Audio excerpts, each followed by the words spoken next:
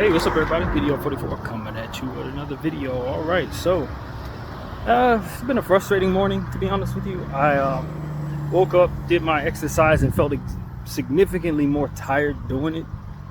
Don't know what that was about. So I already knew I was off to not the greatest start, kind of irritable. And it's August 1st, definitely birthday month, happy about it. But you know, I checked my EBT status this morning and found out that they did not complete my SARS that I tried to do that day, where I said it was really hot and sat there in the sun for about 25-30 minutes or whatever it was, trying to do all this stuff on this little phone, all the paperwork necessary. Well, some of the stuff that I submitted, they're essentially saying I didn't submit, even though it's still there right now as submitted on July 1st. So what probably happened was, after I got off the phone with that dude, he probably never returned to my case. I updated all that I needed to update as he requested, but he instead just left my case incomplete. That's what I think may have happened there, because what they're essentially saying is that my some paperwork that would solidify how much money was given to me or made in June of this year wasn't submitted. It definitely was. I gave them the paperwork that they asked for, signed it, put it in the way that he told me to put it, and I also gave them uploads of my account to show proof of that month. I know that that was there because I still have it in my own files from when I uploaded it at the time. So I uploaded it again, put it on their website.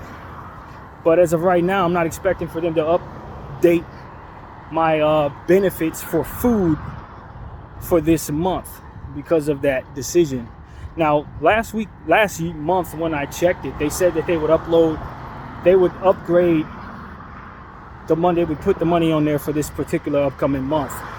But I think they decided to renege that because of the incomplete SAR, rather than to fulfill the deal that was already in place. So I don't think I'm getting read up on the 7th for that particular money. Now the GR money, $220, whatever that should still be there on the 7th, but I don't expect that they're going to re-up on what is needed for my food benefits. So that's going to leave me in a funny little bind if I can't get that straightened out. And of course, naturally, I tried to get it straightened out. I called, and of course, since it's the first of the month, their phone lines are doing all the stuff that it normally does, essentially not giving you even the option to stay on the line and wait for anybody, since they're so clogged up this morning. Not to mention that when you call them and go through the process of trying to identify yourself, it essentially has it so that system is broken. No matter how quiet I left the room, it was asking me if I was in a quiet room, and if so, to get to a quiet room, and then proceed to ask me the same question over and over again. When I finally do log in, they had me go through like 5 different verifications, including what my social was, what my ID number was, what my card number was, some other number as well. It was just a lot of stuff that they want you to go through just to verify who you are, only to then, after they verify you, tell you that you are going to have to hang up the phone because they don't have anybody available for you. So it was a lot of that going on this morning for me over the last 2 hours, trying to just basically verify that I did exactly what was supposed to be done to keep me from being ineligible, and to resubmit that information that is already documented. So, you know, it is that is exactly what I'm going through. Very stressful morning, frustrating morning. And for me, it's like, because I do a great job of avoiding stress, when these days come around, it's even more stressful than it may be for most. So I'm really having a hard time with it, which is what we've been talking about in my therapy sessions with Lydia, is this type of scenario. I should have checked it at any point in time during July to make sure that this wasn't coming, but I refused to because it was stressful to address. It was stressful to even look at it, knowing that this would be otherwise the consequence of them discontinuing my process of getting that money. So it's like, this is what I was trying to avoid. And usually what happens to me is, when you try to avoid anything, just like anything else in life that you try to avoid, it eventually is going to knock on your door, whether you like it or not. But for me, it's like, at least I put it off. I didn't deal with it in any other point until when I had to, and That's what I always do to myself. So this was a especially irritating morning. And for me, what I want to do is avoid these type of things. So the notion that I can't avoid it even makes it even more stressful. It's like the idea is to say, F it. I don't want to address this. But if I don't address this, I don't have the money I need to pay for food. So it's like you have to reincorporate a certain focus into the problem that frustrates you. So it's like, this is the problem that I have. This is my mental deficiency. Is that I will put things off that stress me out, or will be the type of person that'll throw all the papers up in the air if it becomes too frustrating. So I had to look inside myself today after getting off the phone, trying to get through all this done, seeing how frustrated I felt, and really like kind of dig in and try to identify what I can do to control my mind a bit better in these moments. And so that's really what it's about for me, is identifying, okay, yeah, this is the problem, this is the process, and this is the feeling that comes with all that I avoid. Now what? I understand that this is mental. I understand that this is a deficiency of mine that really is only internal within nature. I am frustrated. Now what? You know what I mean? Because that's kind of what it comes down to. When you wigging out, and when you have to finally face a fear, or face something that you avoid, or face something that you have a phobia with, then if you've been going through therapy and trying to address it, what you end up doing is almost being beside yourself, so to speak, to say, yeah, this is the feeling, this is what I don't like, but we've been addressing this. So, you know what I mean? This is like an identification of what it is that I'm actually dealing with, being on the forefront of my mind, so that as I deal with it, I ain't frustrated as much. So that's really what it comes down to. A little frustrated, but more so aware of mine that this is not me just finding myself in this space. I know what led to me being in this position.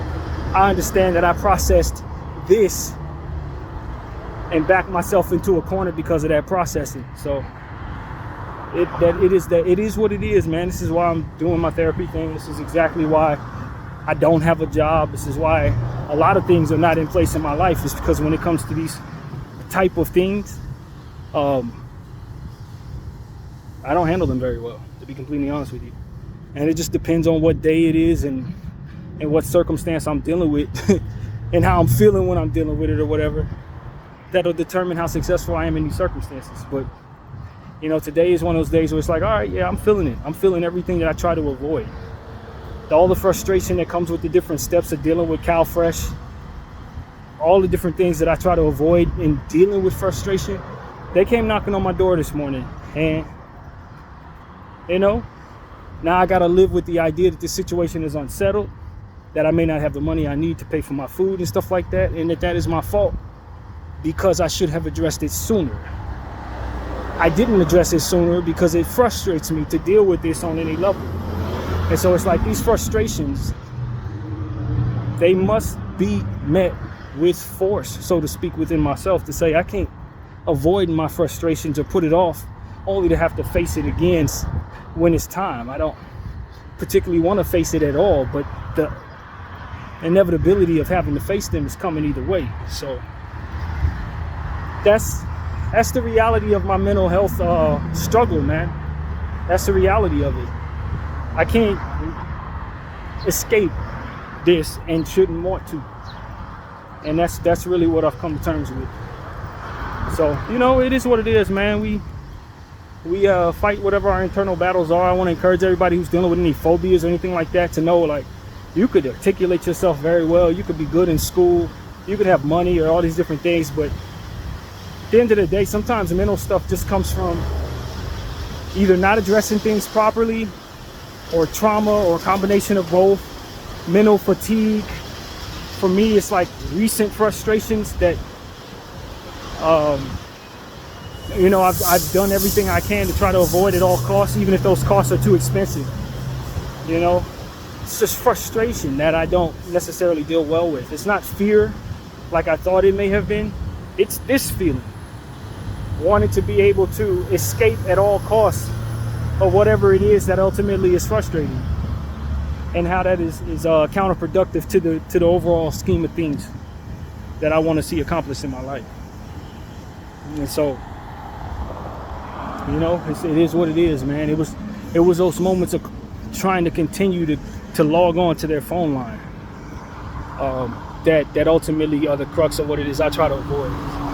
Trying to listen for 30 and 40 minutes to the same song over and over again as they, have us wait for somebody to answer the phone. Like, that's the crux of what it is that I try to avoid. That's the stuff. I'm not afraid of it. It frustrates me to the point where I want to just throw all the paper up in the air, so to speak. You know what I mean? That's what it does to me. For whatever reason, my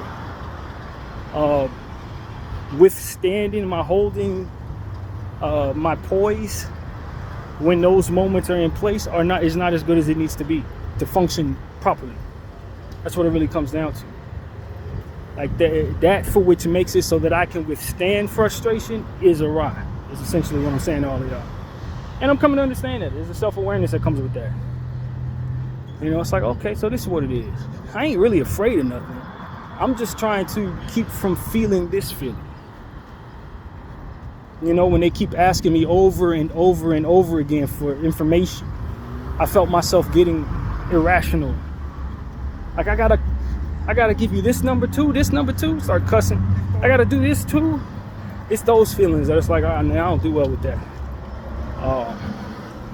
You know what I mean? So it's like, all right, self-awareness. This is what it is. I don't feel like I'm going to snap, but it eats away at that particular point in my mind where I feel like I'm going to snap if I go through this for too long. And snapping for me is not going violent, going crazy on everybody else. It's throwing everything aside and saying, I don't care about the consequences. I'd rather die than to feel this feeling.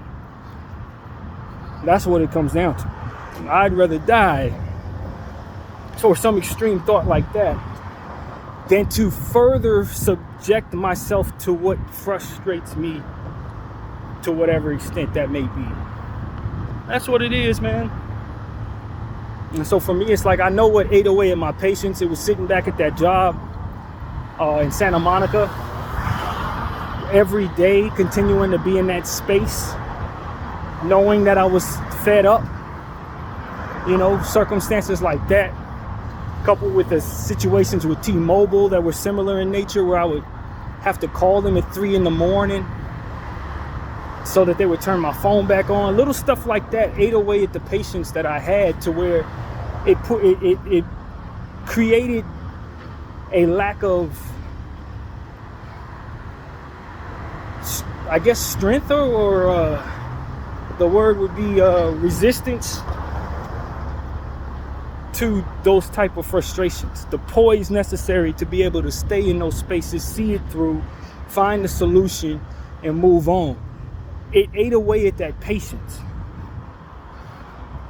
I find myself becoming more volatile in those moments than maybe I should be in order to accomplish it. Volatile in the sense that I'm like, man, F all this. My thoughts are no longer rational. My body don't want to stand still. That type of thing. It becomes a situation where it's like, all right, man, I want to break something. I want to break something. I want to cuss. I want to, that type of stuff is what ultimately comes about. It's what I try to avoid. It's about trying to find the poise to live my day-to-day through the stresses of whatever it is I'm going through. And I know that every time I go through an era of that, it eats further and further away at that poise, that ability to be cool when things are getting stressful. To eventually I will snap, I feel, and whatever that looks like. And so that's what I'm trying to express to my therapist, help her understand, I guess, what it is that I've been dealing with. I don't think I've been dealing with this particular problem, my whole life. But it has been something I've developed as a grown man, and it is something I'm struggling with really badly right now. But at the same time, because I'm self-aware, I have a desire to fix it and address it and become stronger and work at it, or whatever the words would be. So, my natural inclination was stay in the house right now, because obviously I shouldn't be spending any money at these grocery stores, but there are some things that I need to have. So I'm going to use what is left on there to purchase it, and try to address this issue tomorrow. And in the morning, try to call them back and try to gain the poise to deal with the frustration of having to address something that I feel I've already addressed, having to deal with something that I feel is going to frustrate me or what have you, to find the solutions necessary so that other frustrations don't have to arise from not being able to pay for food or whatever. So that's really what it comes down to, man. I'm dealing with it sober. Ain't drinking, ain't smoking, or nothing like that to address these issues. Part of me wonders if that might be a solution, to smoke a little weed when you're going through stuff like this, but probably not. Just got to deal with it. You got to deal with it. I think smoking weed just opens up new problems for me personally, because now the limitations that I need to put on myself in order to not buy it every week, that part is a ride too. Now I want to buy it every week. Now I don't ever want to be without it. So it's like one extreme to the next. It doesn't work. You gotta be able to identify I want something, and I gotta know when to stop going after it. You know, that kind of thing. I want something and maybe it's not best for me. So that's really what it is. To want something but to know, hey, that's too much, you know? That's too much. I gotta have limitations on the things that I want. If it's weed, if it's, you know, whatever it may be. So for me, it's like I understand that I don't have that under control when it comes to marijuana, so it's nothing to keep from wanting all, basically, when it comes to that specific conversation. And that's really why I haven't smoked any weed, because I know one hit is going to beget probably thousands of dollars spent. And there's been many times, including right now with this situation, where I'm very glad I don't have that weed habit eating away at my decision making for budgeting. You know what I mean? That's what I was trying to avoid. And while it would seem extreme to most minds, it's like, bro, buying weed one time isn't going to mean that you're going to buy it every week. But for me, it is. It means exactly that. It means if I enjoy that high, I'm going to want that high in my life at all times. And having been down this road many times, with the circumstances I'm going through specifically right now, no matter how much maybe a good smoking session would help me, I understand that's only going to get more obsessive, you know, buying. Can't afford it. So it's like that's the type of way I'm processing the entire process. And to a point, I end up backing myself into certain corners. Some are better for me. Some may not be. But when you process things that way, these are the results that come with that. You never smoke. Ain't never getting high. You know what I mean? So it is what it is, man. Same thing with certain foods, man. Don't need to be buying too much food, because once I want it this day, I'm gonna want it every week. That's what it was with the Mexican food I was buying. I had to buy it every week. It's like, no, that's not when you need it. You need it only that one time, and then after that, it becomes a problem for you. But for whatever reason, those limitations that one is supposed to place on themselves, that's where I struggled as well. So, yeah, man, this is about the mental health. We talk about this being called a therapy session. Rarely do I talk about my mental health as much as I have in this video, but, you know, it's a good day for it, man. It's definitely a good day for it. Everything that's going on specifically in my situation, and those who wonder why I don't do certain things to better my situation, it's because I have to walk through thresholds of frustration, and my whole life is built around trying to avoid those thresholds at all costs, even if it's for the betterment of circumstances that can make me wealthy or whatever. I don't want to cross through those thresholds, and I don't appreciate the consequences of being that way. I don't appreciate my life being that way much longer. So it is what it is, man. When you live that way, you're going to always be all or nothing, or always be, even if it's a solution, I'm staying away from it. That's always going to be your type of mentality. It just doesn't work. It doesn't bring you the consequences of life that you ultimately feel that you would want for yourself and others who would otherwise be affected by you. So that's what it is, man. That is my day. I'm going to go to Target, only got $27 left on that Cal Fresh thing, very fortunate that GR is still in place.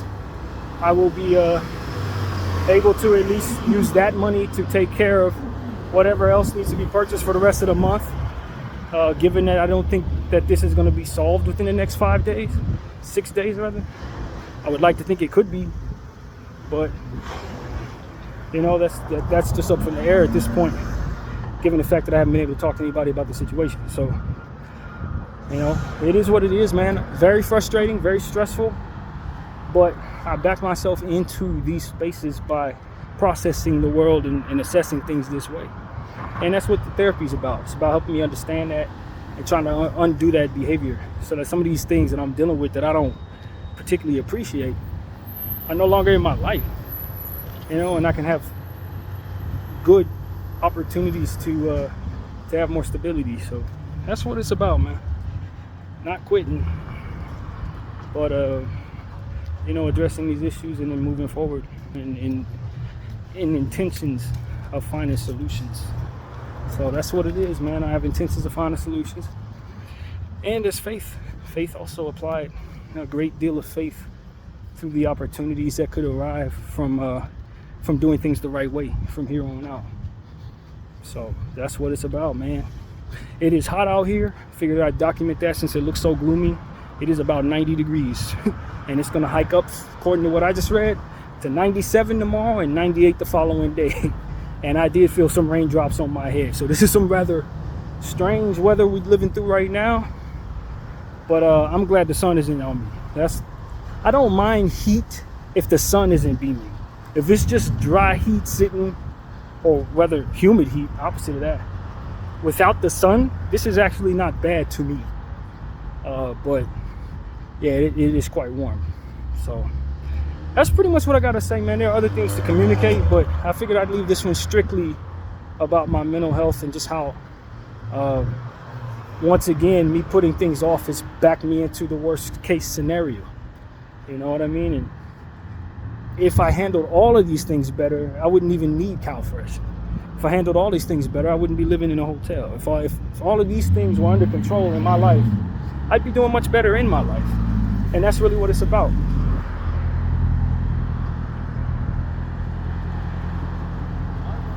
People play games with their lives, man. I'm not one of them. DDO44, thank you all for watching. I'm out.